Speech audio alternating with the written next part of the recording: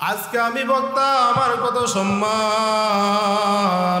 মানুষ আমাকে কত সম্মান করে, কিন্তু শ্রোতার সামনে সেই দিন আমার কোমরে রশি পরানো হবে। আজকে তুমি নেতা, তোমার কর্মীর অভাব নাই,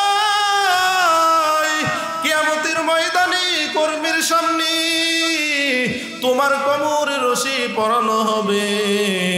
আজকে তুমি ইমাম, আজকে তুমি মুয়াজ্জিন, সম্মানের অভাব নাই। কিয়ামতের ময়দানে ওই দলে যদি পড়িয়া যায় কোনো উপায় নাই।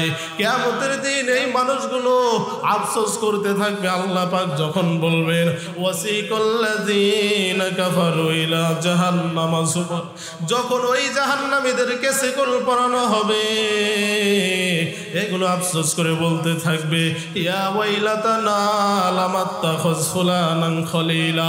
দুনিয়ার ভিতরে আলেমদেরকে দেখতে পারি নাই, যারা আলেমদের বিরুদ্ধে ছিল তাদের সাথে আমার বন্ধুত্ব ছিল, যারা আলেম বিরোধী ছিল আমি তাদের সাথে ছিলাম।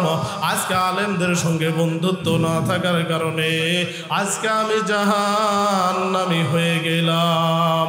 আউলিয়ারা কারে উকবা ইখতিয়ার, জাহেলারা কারে দুনিয়া ইখতিয়ার।